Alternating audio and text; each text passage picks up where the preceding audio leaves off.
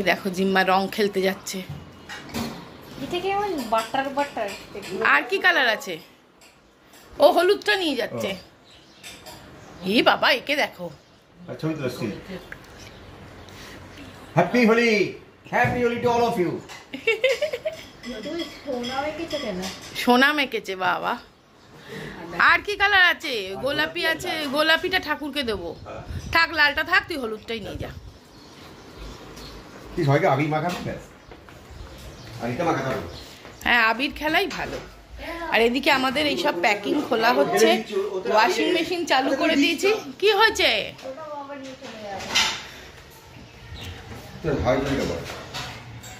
ওটা নয়, ওটা নয়, ওটা আমার।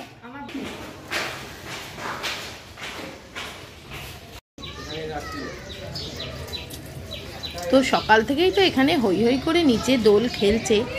আর জিম্মা যাওয়ার জন্য অস্থির হচ্ছিল, তাই জন্য সুবীরকে আমি ফোন করে বললাম যে ওকে একবার নিয়ে যাও। তাই জন্য ও নিয়ে গেছে। আর ওই যে ওর বন্ধু ওখান থেকে ডাকছে দোল খেলবে বলে। ওই দেখো, খুব আনন্দ। আর আমি না একদম দোল খেলতে পারি না, আমার একদম ভালো লাগে না রং খেলা। ওই জন্য আমি একদম মানে ওই দিন ঘর থেকে বেরোই না। নিচে তো অসম্ভব, আমি মানে দরজা খুলেই বেরোই না।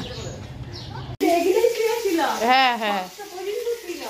আর আজকে ফিরেই সুবীর মাছ নিয়ে এসছে প্রচুর। ওখানে কয়েকদিন ভালো করে মাছ খেতে পারেনি। এই যে বাগদা, মোরলা, কাতলা। আর আজকে রান্না হচ্ছে এই কাতলা মাছটাই রান্না হচ্ছে। আর এখানে ভাত হচ্ছে। আর এই ট্যাংরা মাছটাও এনেছে, আমি ভুলে গেছিলাম, মানে ঝুমা ধুয়েছে, আমি আর বুঝতে পারিনি। এই চিংড়ির তলায় দেখি আবার ট্যাংরা। হে বাবা, এই দেখো দুই ভূত চলে এসছে খেলে। কি লাগছে রে তোকে?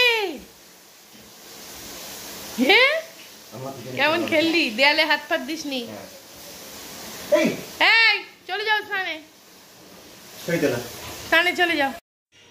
তো এই দেখো ভূত হয়ে চলে এসছে। সে আগে একটু কোক খেয়ে নিচ্ছে, তারপরে ও স্নানে যাবে, তারপরে সুবীর স্নানে যাবে।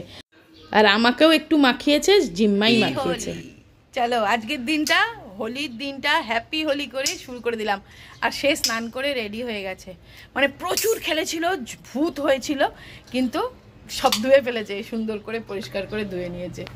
এই এখন ধোবে। উফ, তোমার কি অবস্থা গো।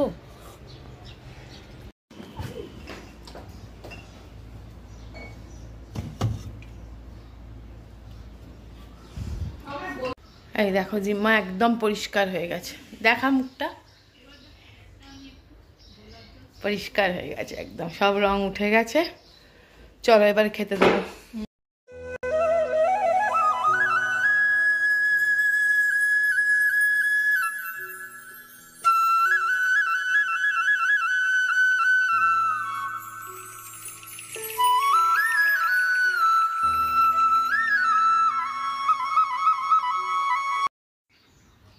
Good evening.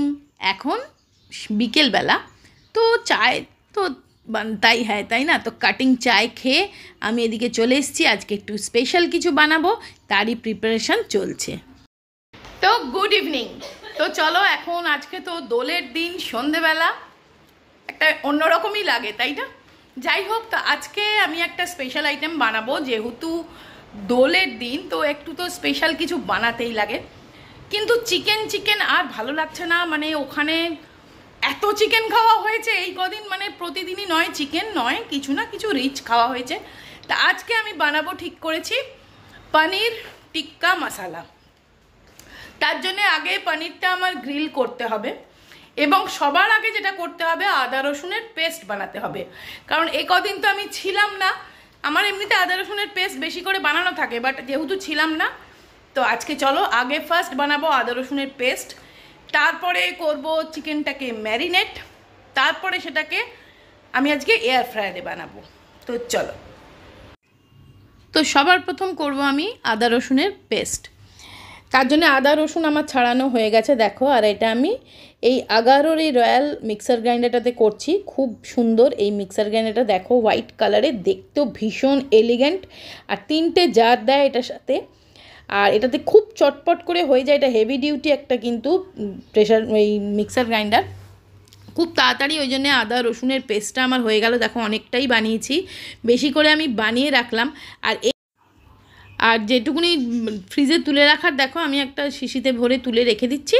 আর বাদ বাকিটা তো আমি আজকে যে প্রিপারেশনটা করব তাতে আমার লাগবে আদা রসুন পেস্ট খানিকটা, সেই জন্যই খানিকটা আমি মিক্সারের ভেতরেই রেখে দিলাম। আর বাদ বাকিটা দেখো এইভাবে আমি বন্ধ করে আর ফ্রিজে রেখে দেবো। এটা আমার 1 সপ্তাহ 2 সপ্তাহ তো চলেই যাবে, না 1 সপ্তাহ চলেই যাবে। তো একটা বড় কাজ, যাক, তো একটা বড় কাজ আমার হয়ে গেল, সেটা হচ্ছে আদা রসুনের পেস্ট। তো এবার ম্যারিনেট করব। আর এই যে ম্যাডাম তুসো এসে গেছেন, ওটা আদা রসুন বাটা। এই পনিরটা কাটতে হবে। কে কাটবে? আর কাটবো না। তুই কাটবি না তো? তাহলে আমি কাটবো। বলো, তুই কাটিস? শুধু বদমাইশি। ওরম বড় বড়ই কাটবি না, ওরম ছোট ছোট না, তাহলে স্টিকে গিরতে পারবি না।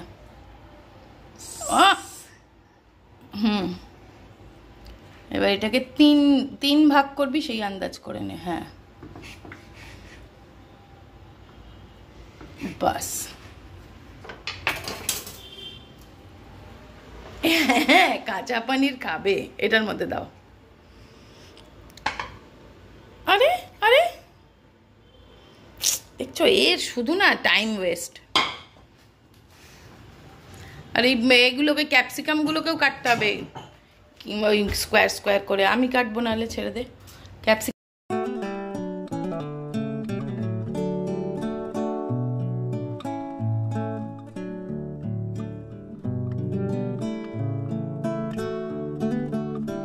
তো দেখো, পেঁয়াজগুলো এরকম বড় বড় করে কেটে না আর একটু ছাড়িয়ে ছাড়িয়ে নিতে হবে। আর আমরা যে কাজটাই করি, আমরা মা মেয়ে দুজনে একসাথেই করি। ও ক্যাপসিকাম কাটছে, আমি পেঁয়াজ। তো চলো, এটাকে ম্যারিনেট করার জন্য আগেই তো দই লাগবে। তো আগেই দিচ্ছি আমি দই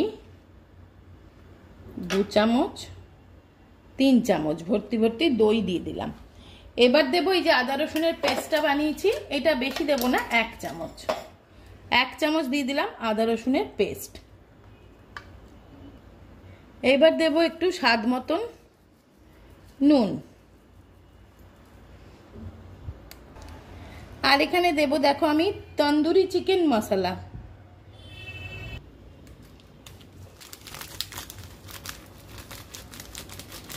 এটা একটু বেশ পরিমাণ মতনই দেবো, একটু বেশিই দেবো, তাহলে বেশ তন্দুর ফ্লেভার আসবে।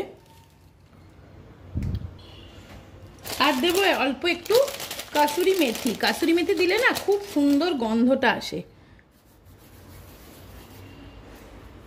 একটু কাসুরি মেথি, ব্যাস। এবার এটাকে আমি জাস্ট ম্যারিনেট করে রাখবো। এখন তো বেশি টাইম নেই, তাই আমি এই ধরো আধ ঘন্টা কি 40 মিনিটের জন্যে ম্যারিনেট করে রেখে দেবো। এর মধ্যে তোমরা হলুদও দিতে পারো, যদি মানে কালারটা হলুদ হলুদ চাও। কিন্তু আমি যেহেতু এটা গ্রেভি করব, মানে টিক্কা বানিয়ে তারপরে আবার গ্রেভি করব, সেই জন্য আমি সেখানে তো হলুদ ব্যবহার করব, সেই জন্য আর এটাতে আমি হলুদ দিচ্ছি না। আর এটা না খুব ভালো করে হাতে করেই করতে হবে। আধ ঘন্টার জন্য রেখে দেবো। তো যতক্ষণ ওটা ম্যারিনেট হচ্ছে, চলো আমি একটু ব্ল্যাক কফি খাই। তোমরা তো জানো আমার ব্ল্যাক কফি খাওয়ার একটু নেশা। এখন একটু কি খাই মনে হচ্ছে। যখনই এরকম একটু কি খাই মনে হয়, আমি নয় ব্ল্যাক কফি, নয়তো একটু গ্রিন টি, এরকম কিছু বানিয়ে খাওয়ার চেষ্টা করি। আবার অনেক সময় বিস্কিট ফিস্কিটও বেশি বেশি খেয়ে ফেলি। তো চলো এখন একটুখানি কফি খাওয়া যাক। তো সেই কফিটাও আমি আগারোর এইটাতে বানাবো। আগারোর এই কেটলটা, এটা এত সুবিধে, মানে আমার এই মানে চটপট ইচ্ছেগুলো ফট করে ফেলতে পারি। গরম জলটা করে নেবো, চলো ওটাতে আমি। তো চলো কফির নেশাটা আমার পূরণ করে নিই। নেশা লাগিল রে বাঁকা দুনয়নে, নেশা লাগিল রে হাসন রাজা প্যারির প্রেমে মজিল রে, হাসন রাজা প্যারির প্রেমে মজিল রে, নেশা লাগিল রে বাঁকা দুনয়নে, নেশা লাগিল রে।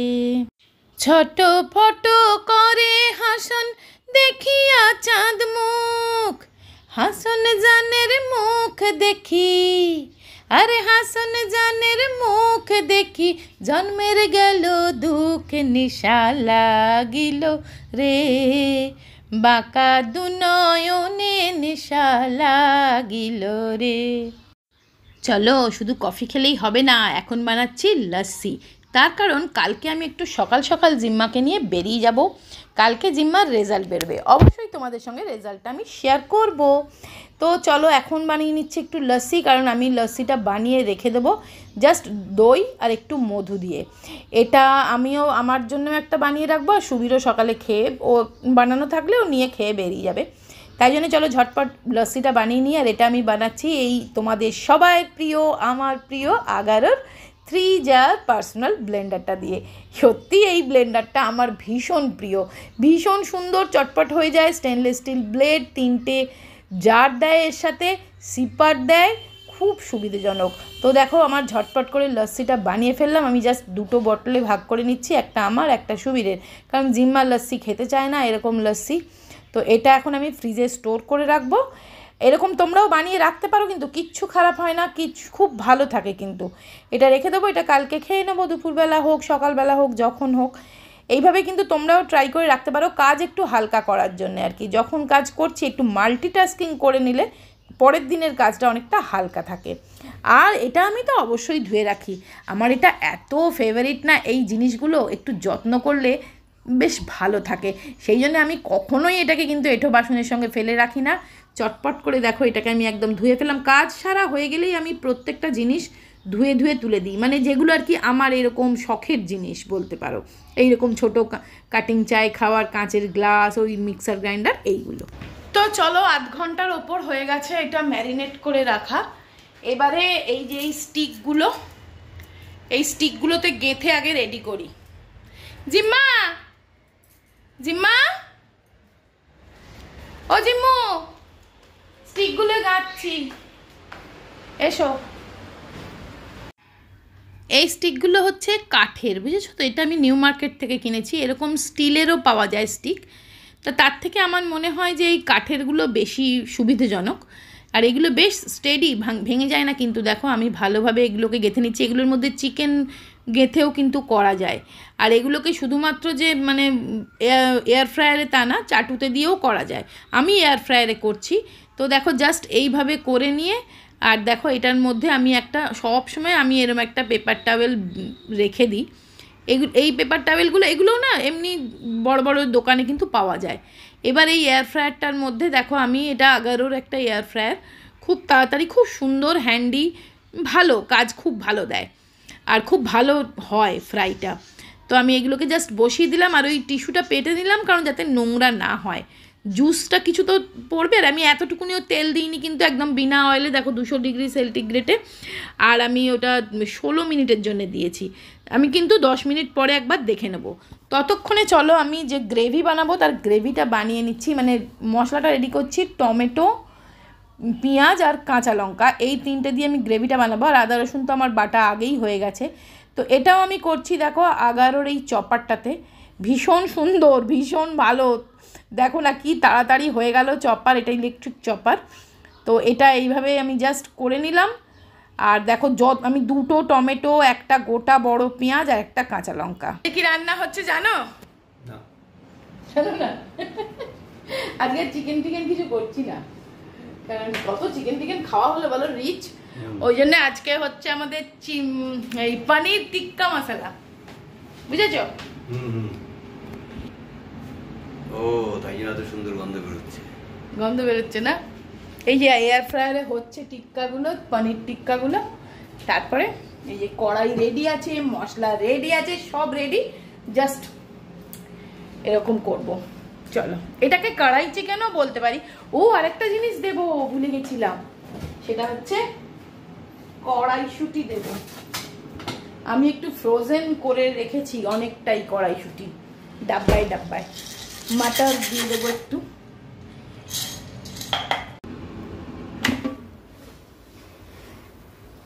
এই দেখো টিক্কাগুলো একদম রেডি হয়ে গেছে। দেখো কি দারুণ দেখতে হয়েছে না টিক্কাগুলো, জাস্ট মনে হচ্ছে না যে রেস্টুরেন্ট থেকে কিনে আনা। দেখো ঠিক সেরকম পোড়া পোড়া আর বিনা তেলে। আর আমি আজকে যা যা গ্যাজেট ইউজ করলাম সব কিছুর লিঙ্ক কিন্তু আমি ডেসক্রিপশানে দিয়ে দেবো, একবার চেক করে নিও। আর এই দেখো এই টিস্যুটা পেতে দিয়েছিলাম বলে এইটা একদমই নোংরা হয়নি, একদম পরিষ্কার আছে, জাস্ট ঠান্ডা হয়ে গেলেই হলো। তো চলো এবার চটপট আমি কারিটা বানিয়ে ফেলি। তার জন্য দেখো সাদা তেলে আমি রান্না করছি, একটু ঘি বা বাটারও দেওয়া যায়। জিরে ফোড়ন দিলাম, আর ওই আদা রসুনের পেস্ট আমি বানিয়ে রেখেছিলাম, আর যে গ্রেভিটা বানালাম টমেটো পেঁয়াজ সেটাও দিয়ে দিলাম। এই দেখো সবই আমি এগুলো ধুয়ে রেখে দিলাম, ব্যাস আমার সব কাজ মোটামুটি সারা।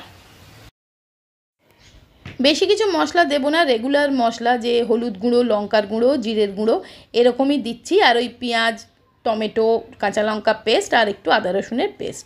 আর মটর বললাম দেবো একটুখানি, আমি ফ্রোজেন বানিয়ে রেখেছিলাম ফ্রেশ মটর, আর যেটুকুনি গ্রেভি বেঁচে গেছিলো না যেটা দিয়ে ম্যারিনেট করেছিলাম দই, সেটাও দিয়ে দিলাম।